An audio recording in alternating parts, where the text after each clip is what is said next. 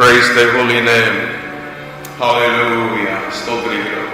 நல்ல காலங்களுக்காக நாம் எல்லாரும் அவரை ஸ்தோத்திரிப்போமா?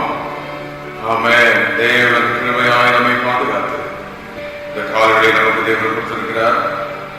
காலவெளியிலே அவராக குடும்பங்களாக, சபை மக்களாக, ஒளிகளாக, என்னுடைய பிள்ளைகளாக பல இடங்களிலிருந்து கூடி இப்படி நாம் ஆன்லைன் வாயிலாக அதிகாலை வேளையில் ஜெபிக்க தேவன் கொடுத்த பாக்கியத்திற்காக ஆண்டவருக்கு நாம் நன்றி செலுத்துவோம். கடந்த நாட்கள் முழுவதும் நம்மை, நம்முடைய குடும்பங்களையும், பிள்ளைகளையும், நம்முடைய திருச்சபைகளையும், மக்களையும், வேலை, தொழில்கள், வியாபாரங்கள், நம்முடைய அலுவலகங்கள், காரியங்கள், பிள்ளைகளுடைய படிப்பு எல்லாவற்றிலும் ஆமென், சமீபத்திலும் தூரத்திலும் கர்த்தருடைய கிருபை நம்மோடு இருந்தது. ஆமென். ஹல்லேலூயா. நம்மோடு இருக்கிற குடும்பத்தின் பிள்ளைகள், வெளியிடங்களில் இருக்கிற, விதேசங்களில் இருக்கிற பிள்ளைகள், நம்முடைய அனைத்து மக்கள் எல்லாரையும் கர்த்தர் பாதுகாத்து வழிநடத்தி செய்த மகாபெருமருடைய தயவுக்காக ஆமென், ஆமென். ஸ்தோத்திரிக்கிறோம் அப்பா. இந்த காலவெளியிலே நமக்கு துதிகளை எடுக்கிறோம், ஸ்தோத்திரங்களை எடுக்கிறோம், நன்றி வேலைகளை எடுக்கிறோம். நன்றி ராஜா, நன்றி ராஜா, நன்றி ராஜா. ஸ்தோத்திரிக்கிறோம், ஸ்தோத்திரிக்கிறோம், ஸ்தோத்திரிக்கிறோம், ஸ்தோத்திரிக்கிறோம். நம்முடைய பரிசுத்தமுள்ள நாமத்துக்கு ஸ்தோத்திரம், மகிமையுள்ள நாமத்துக்கு ஸ்தோத்திரம், வல்லமுள்ள நாமத்துக்கு ஸ்தோத்திரம், ஆச்சரியமான நம்முடைய நாமத்துக்கு ஸ்தோத்திரம். ஓ பெரிய நாமம், வல்லமுள்ள நாமம். லபா லபா லபா. Thank you Father. இதாவே நன்றி. மகிமை ஆவியானவரே நாங்கள் துதிக்கிறது. காரணத்திலே நம்முடைய ஆவியானவருடைய வல்லமை இறங்கட்டும். ஒவ்வொரு வீடுகளிலும் நம்முடைய மகிமை இறங்கட்டும், நம்முடைய வல்லமை இறங்கட்டும், வெளிப்படட்டும். இந்த காலவெளியில் எங்களை பாடல்கள், துதிகள், ஸ்தோத்திரங்கள், வேத பகுதிகள் எல்லாத்தையும் ஆசீர்வதித்து எங்களோடு நீர் பேசும், நாங்கள் உங்களோடு பேச, நீர் எங்களோடு பேச இந்த நல்ல காலவெளியை கொடுத்திருக்கிறதற்காக மிக கொடான நன்றி, நன்றி, நன்றி. இந்த காலவெளியினுடைய பிரசன்னத்தினால் உடைய மகிமையினால் உங்களை நிரப்புவீராக, நிரப்புவீராக. ஆமென், ஆமென், ஆமென். நம்ம எல்லாரும் இணைந்து ஒரு பாடலை பாடி கர்த்தரை நாம் அதிகாலை ஜெபத்தில் கர்த்தரை ஆராதிப்போம். நாள்தோறும் உம்மை துதிப்பேன் என்று பாடுவோமா?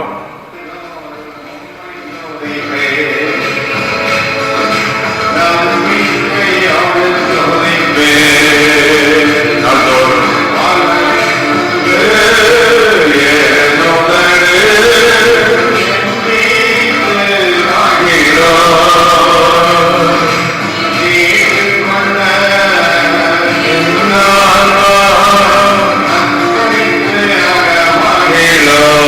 Lord.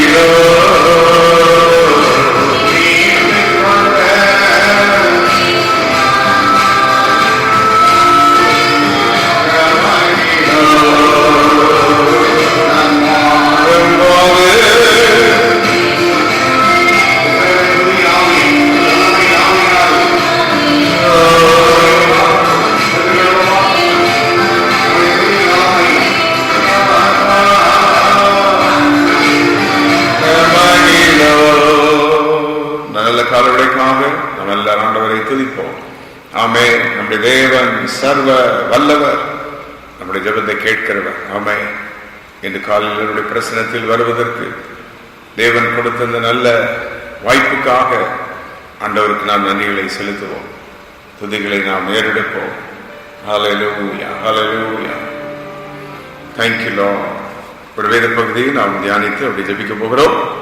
இந்த வேத பகுதியை வாசிப்பது ஒன்று தேவன் நம்மோடு பேசுவார். அதை வாசித்துக் கொண்டு நாமும் தேவனோடு இந்த காணொளியில் பேச போகிறோம்.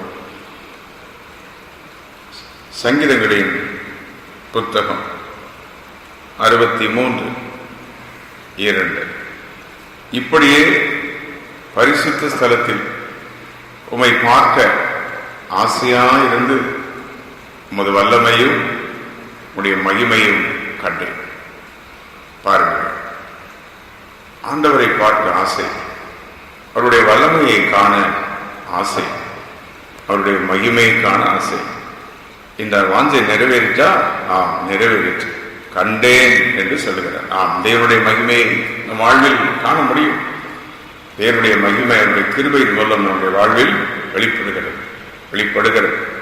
அவருடைய மகிமை வரும்போது 5வது வசனத்தில் நம்முடைய ஆத்மா திருப்தியாகும். அதுதான் தேவனுடைய மகிமை. தேவனுடைய மகிமை, அவருடைய பிரசன்னம், நம்முடைய வல்லமை வரும் பொழுது நம்முடைய ஆத்மாவை கர்த்தர் திருப்தியாக்குவார். 5ஆம் வசனத்தில் என் வாய் ஆனந்த களிப்புள்ள உதடுகளால் உம்மை போற்றும். அப்போ தேவனுடைய மகிமை நம்முடைய வாழ்வில், நம்முடைய குடும்பத்தில் வந்துவிட்டால் அவ்வளவுதான். 7ஆம் வசனத்தில் வாசிக்கிறோம், 63:7. நீர் எனக்கு துணையாக இருக்கிறீர், உம்முடைய சட்டையின் நிழலிலே களி கூறுகிறேன். These are all the result of God's power, God's glory. தேவனுடைய மகிமையின் அடையாளங்கள் இதெல்லாம். இன்று காலை நம்முடைய குடும்பத்தில் தேவனுடைய மகிமை இருக்கிறது.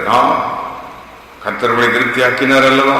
எவ்வளவு போராட்டத்தில் இருந்தோம், துணையாய் நின்றாரே, சட்டைகளை நிழலில் வைத்து மறைத்தார். தேவன் நம்முடைய தேவன், அவர் சர்வ வல்லவர். நம்முடைய எதிராளிகளை கர்த்தர் பட்டயத்தில் விழும்படி செய்து தேவனோ நம்மை கழிவுற பண்ணினார். நமக்கு இடமை எவ்வளவோ பேசினார்கள், என்னென்னோ செய்தார்கள், ஆனால் அவருடைய மகிமை நம்மை பாதுகாத்தது. இன்று காலை தேவனுடைய மகிமையை கண்டேன். நாம் கூட இன்று தேவனுடைய மகிமையை காணப்போகிறோம். கொஞ்சம் தேவனுடைய மகிமையை பற்றி தியானித்தால், அங்கே யோவான் எழுதின சுவிசேஷம் 1ஆம் அதிகாரம் 14ஆம் வசனத்திலே அங்கு சொல்லப்படுகிறது, நாம் அவருடைய மகிமையை கண்டோம். அப்போ மகிமை என்றால் யாரு? ஆண்டவராகிய இயேசுதான். இயேசுவை பார்க்கலாம், அவருடைய மகிமையை பார்க்கலாம். அந்த மகிமை எப்படி இருந்ததா? பிதாவுக்கு ஏற்ற மகிமையாக இருந்தது என்று சொல்லி நாம் பார்க்கிறோம். ஆகவே தேவனுடைய மகிமை நம்முடைய வாழ்வில் வெளிப்படும். தேவனுடைய மகிமையை நாம் உணரலாம், தேவனுடைய மகிமையை நாம் பெற்றுக்கொள்ளலாம். எப்படி ஒரு பனி பெய்யும் போது பனி துளிகள் அந்த புள்ளியின் மேல் எவ்வளவு அழகா இருக்கும், அதுபோல நம்முடைய வாழ்க்கையில் தேவ மகிமை இறங்கிவிட்டால் வாழ்க்கை செழிப்பு, வாழ்க்கையில ஒரு பெரிய மகிமை, ஒரு பெரிய ஆசீர்வாதத்தை நாம் காண முடியும். 2 கொரிந்தியர் நிருபத்திலே 3ஆம் அதிகாரம் அங்கே 18ஆம் வசனத்திலே நாம் இப்படி வாசிக்கிறோம், நாம் எல்லாரும் திறந்த முகமாய் கர்த்தருடைய மகிமையை கண்ணாடியில் காண்கிறது போல கண்டு ஆவியாய் இருக்கிற கர்த்தரால் நாம் அந்த சாயலாகத்தானே மகிமையின் மேல் மகிமை அடைந்து மறுரூபமாகிறோம். தேவனுடைய பிள்ளைகளாகிய நாம் தேவனை பாடி துதித்து தொடர்ந்தவரை ஆராதித்துக் கொண்டு நாம் பழைய மனிதர்கள் அல்ல. நாம் மகிமையின் மேல் மகிமடைந்து கொண்டிருக்கிறோம். குணங்கள் மாறிக்கொண்டிருக்கிறது. தேவன் மேல் ஆசை, தேவன் மேல் கற்றுதல், தேவன் மேல் நமக்கு ஒரு நோக்கம், தேவனே நம்முடைய வாஞ்சியாக நமக்கு இருக்கிறார். இன்னும் 2 கொரிந்தியர் 4ஆம் அதிகாரம் 7ஆம் வசனத்திலே பவுல் சொல்லும் பொழுது, இந்த மகத்துவமுள்ள வல்லமை எங்களால் உண்டாயிராமல் தேவனால் உண்டாயிருக்கிறது என்று விளங்கும்படி இந்த பொக்கிஷத்தை மண் பாண்டங்களில் பெற்றிருக்கிறோமா? இந்த தேவனுடைய இயேசு கிறிஸ்துவின் மகிமையை சாதாரண அணிந்து போகிறது மண்பாண்டத்தில் தேவன் நமக்கு தந்திருக்கிறார். இந்த காலை கர்த்தர் சொல்லுகிறார், உனக்குள்ளின் மகிமை வைத்திருக்கிறேன், என் மகிமை தான் உன்னை வழி நடத்துகிறது, பாதுகாக்கிறது, உன்னை செழிப்பாக்குறது. அந்த மகிமை என்றால் யார்? இயேசு கிறிஸ்து தான் அந்த மகிமை. Jesus Christ is the glory of God, is the glory of the Father. என்னை கண்டவன் பிதாவை கண்டான். இன்று காலை இயேசு கிறிஸ்துவின் மகிமை நம்முடைய குடும்பங்களை நிரப்புகிறது. இந்த மகிமை பழைய ஏற்பாட்டு காலத்தில் மேகத்தில் காணப்பட்டது. யாத்திராகமம் 16:10 இந்த மகிமை மேகத்தில் காணப்பட்டது. இன்றைக்கு திருச்சபையில் இந்த மகிமை காணப்படுகிறது. இன்றைக்கு தேவனுடைய ஜனங்களில் இந்த மகிமை காணப்படுகிறது. நம்முடைய ஆராதனையில் இந்த மகிமை இறங்கி வருகிறது. குடும்பமாக நாம் இணைந்து ஜெபித்துக் கொண்டிருக்கும் அந்த மகிமை இறங்கி வருகிறது. மேகத்தில் அன்றைக்கு காணப்பட்ட அந்த மகிமை. ஆமென். யாத்திராகமம் 24:14 சீனாய் மலையில் காணப்பட்ட அந்த மகிமை, சீனாய் மலையில் காணப்பட்ட அந்த மகிமை இன்றைக்கும் ஆலயத்தை மூடுகிறது. தேவனுடைய ஆராதனை, தேவனுடைய மகிமை இறங்கி வருகிறது. எத்தனை முறை நாம் ஆராதனை போன பொழுது நம்முடைய ஆமையை தொட்டார், ஆத்மாவை தொட்டார், நம்முடைய மகிமை நாம் நிரப்பிட்டு அந்த வாரங்களோடு எவ்வளவு பிளஸிங்கை பார்த்தோம், அந்த வருடங்களோடு பார்க்கிறோமே. ஏதோ ஒரு மகிமை நம்மை மூடிக்கொண்டிருக்கிறது. இயேசுவின் மகிமை. இந்த மகிமை தான் நம்முடைய வியாதிகளுக்கு பாதுகாக்கிறது, தீமைகளுக்கு பாதுகாக்கிறது, சத்துருக்கு நம்மை பாதுகாத்துக் கொண்டிருக்கிறது. யாத்திராகமம் 40:34 வாசஸ்தலத்தை மூடின அந்த மகிமை. ஆகவே இந்த மகிமை தரதான் ஆண்டவராக இயேசு இந்த பூமியிலே இறங்கி வந்தார். இந்த மகிமை மாறுதலே நம்முடைய குடும்பத்தில் வெளிப்பட போகிறது, நம்முடைய பிள்ளைகள் வாழ்வில் வெளிப்பட போகிறது. அதே மகிமை தான் 1 ராஜாக்கள் 8:11 சாலமோன் ஆலயத்தை நிரப்பினது. இந்த ஆண்டுடைய மகிமை நிரப்ப வெரி சிம்பிள். அவரை நோக்கி ஜெபித்தால் போதும். இந்த காலை நாம் அவரை நோக்கி ஜெபித்து ஆராதித்துக் கொண்டிருக்கிறோம். ஆண்டவரே உடைய மகிமை, உடைய மகிமை, உடைய வல்லமை, உடைய கிருபை போதும் என்று சொல்லி அவர்களை பார்த்துக் கொண்டிருக்கிறோமே. அந்த மகிமை தான் தேவன் மகிமையினால் அங்கு நிரப்புகிறார். மேகத்தில் காணப்பட்ட அந்த மகிமை, சீனாய் மலையில் காணப்பட்ட அந்த மகிமை, வாசஸ்தலத்தை மூடிய அந்த மகிமை, 1 ராஜாக்கள் 8:11 ஆலயத்தை நிரப்பின அந்த மகிமை.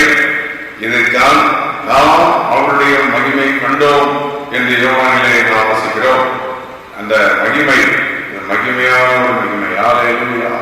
The glory of God is very glorious. இது மனிதன் மேல் கொடுக்கப்படுகிறது, திருச்சபை மேல் இந்த மகிமை கொடுக்கப்படுகிறது. மகிமை வரும்போது அற்புதங்கள் நடக்கும், அதிசயங்கள் நடக்கும். அன்றைக்கு குருடன் கண் திறந்த பொழுது இயேசுவை கண்டான். நமக்கு என்ன மகிமையாக இருக்கும் அல்லவா? அப்படித்தான் நம் வாழ்வில், நம் வாழ்வில் வருகிற கடன்களை, பிரச்சனைகள், போராட்டம், வியாதிகள், நெருக்கங்கள், பிள்ளைகளின் பாடுகள், பிரச்சனைகள் எல்லாத்திலும் விடுதலை பெற்று நாம் வரும்போது ஒரு பெரிய மகிமை கண்டது போல நாம் காண்கிறோம். அந்த மகிமைதான் ஆண்டவராகிய இயேசு கிறிஸ்து. ஆகவே வேதத்திலே எபிரேயர் 1 அதிகாரம் 3 வசனத்திலே இயேசுவே அந்த மகிமையின் பிரகாசம் என்று நாம் வாசிக்கிறோம். Jesus Christ is the radiance of glory. இயேசு கிறிஸ்துவே அந்த மகிமையின் பிரகாசம். ஆம், ஆண்டவராகிய இயேசு கிறிஸ்து தான் அந்த மகிமையின் பிரகாசமாய் இருக்கிறார். இன்று காலையில் இயேசுவின் மகிமை நம்முடைய ஒவ்வொருவர் மேலும் வந்து இறங்குவதாக, ஒவ்வொருவரையும் நிரப்புவதாக அங்கே வாசிக்கிறோம். இவர் அவருடைய மகிமையின் பிரகாசமும் அவருடைய தன்மையும் சொரூபமாய் இருந்தது. சர்வத்தையும் தம்முடைய வல்லமையுடைய வசனத்தினாலே தாங்குகிறவராய் என்று நாம் வாசிக்கிறோம். Being the brightness of his glory, the express image of his person, upholding all things by the word of his power. Hallelujah. Now he is sitting on the right hand of the majesties on high, majesty on high. வலது பாரசத்தில் உட்கார்ந்திருக்கிறார்.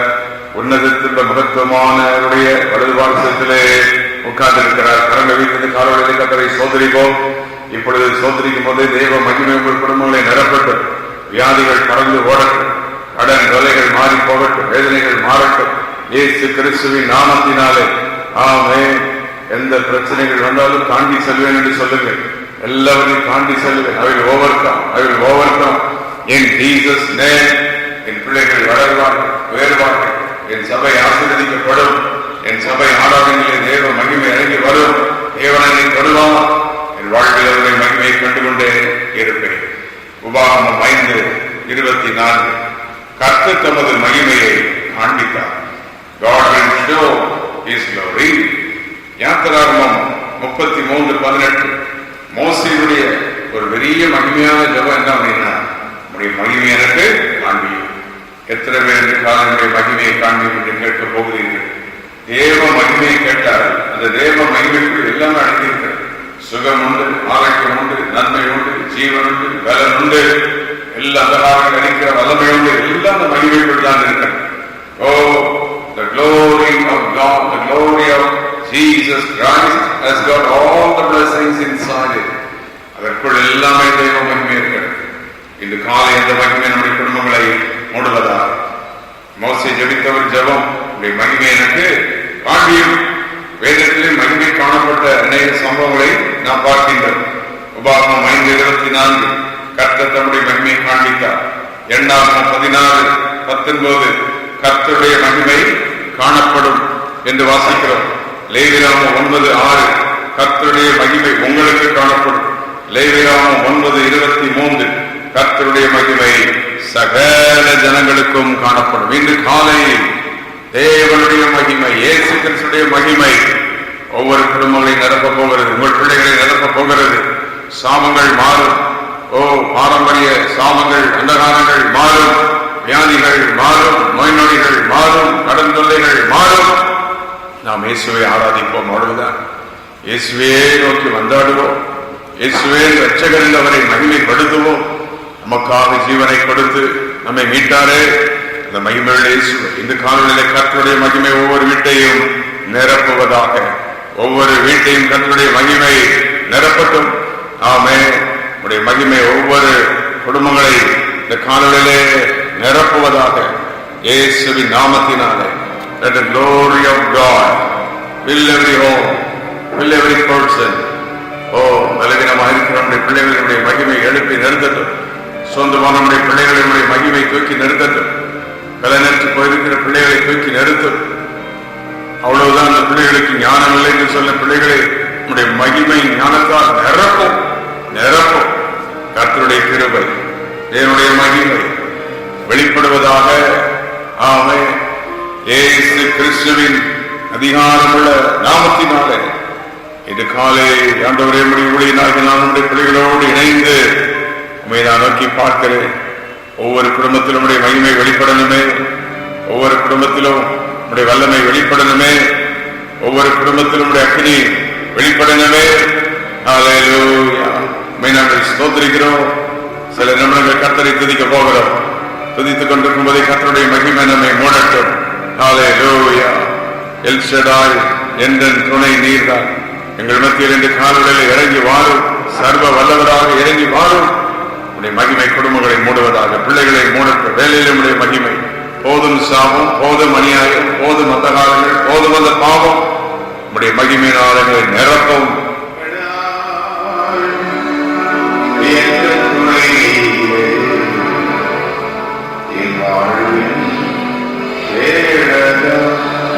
இணைந்து பாடுவோம்.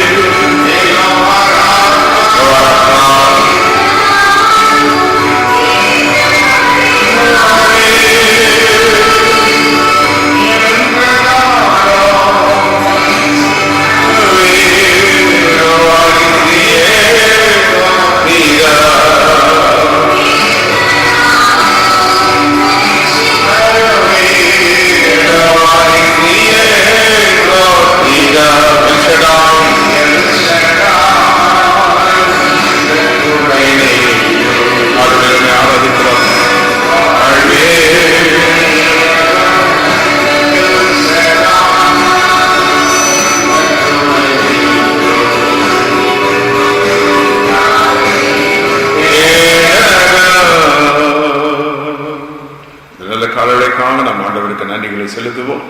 இன்று காலை கர்த்தருடைய மகிமை நம்முடைய ஒவ்வொரு குடும்பங்களையும் மூடிக்கொண்டிருக்கிறது. இன்னைக்கு ஏதோ ஒரு அற்புதம் நடக்கும், ஏதோ ஒரு சாபம் விலகும், ஒரு மகிமை வெளிப்படும், எல்லா அந்தகாரங்கள் நீங்கும், கர்த்தருடைய மகிமை காணப்படும். என்னோடு கூட சேர்ந்து விசுவாசிகள் எல்லாரும் கர்த்தரை ஸ்தோத்திரிப்போமா? குடும்பங்கள், பிள்ளைகள் எல்லாரும் கர்த்தரை ஸ்தோத்திரிங்க. சொல்லுங்கள், இயேசு கிறிஸ்துவின் மகிமை என் குடும்பத்தை நிரப்பட்டும், என் பிள்ளைகளை நிரப்பட்டும். சாபங்கள் போதும், அநியாயங்கள் போதும், வேதனைகள் போதும், வியாதிகள் போதும், நஷ்டங்கள் போதும், தீமைகள் போதும். இயேசு கிறிஸ்துவின் நாமத்தினால், இயேசு கிறிஸ்துவின் ரத்தத்தின் வல்லமையினால் நம்முடைய மகிமை ஒவ்வொரு குடும்பங்களையும் மூட, பிள்ளைகளையும் மூட. பிள்ளைகளை ஆசீர்வதி, ஞானத்தினால் நிரப்பும், வேலை தொழில்கள் வியாபாரங்களை ஆசீர்வதி, வர வேண்டிய நியாயமான ஆசீர்வாதங்கள் ப்ரமோஷன்கள் வந்து சேர்வதாக ஒருவரை கைவிடாது. நம்முடைய மகிமை நம்முடைய பிள்ளைகளை சுற்றி இருக்கணுமே. வேண்டாம் சாத்தானின் தந்திரங்கள், போராட்டங்கள் போதும், அநியாயங்கள் போதும், துன்மார்களுடைய ஆலோசனைகள் போதும். நம்முடைய மகிமை ஒவ்வொருவரையும் நடக்கும். ஊழியனாகினாலும் விலக்கும் அன்றவரே, பிதாவை நீர் எனக்கு தந்த மகிமை உடைய பிள்ளைகளுக்கு நான் கொடுத்தேன் என்று நீ சொல்கிறேன். அன்றவரே, பிதாவிடத்திலிருந்து அந்த பெற்ற அந்த மகிமை, சிலுவையில் நீர் பெற்ற அந்த மகிமை எங்களுக்காக எங்களை ஆசீர்வதிக்க, எங்களை உயர்த்த இது காலை ஒவ்வொரு குடும்பத்தையும், ஒவ்வொரு ஆலயத்தையும், ஒவ்வொரு ஊழியர்களையும், சிறு பிள்ளைகள், கை குழந்தைகள், கர்ப்பஸ்திரீகள், முதியவர்கள், ஒவ்வொருவரையும் மகிமையினால் மூடிவிடும். அற்புதங்கள் செய்யும். இந்த காலை விபத்தை கேட்டபடி செய்வதற்காக நன்றி நன்றி நன்றி. இயேசு கிறிஸ்துவின் நாமத்தில் கேட்கிறோம் பிதாவே. ஆமென், ஆமென், ஆமென்.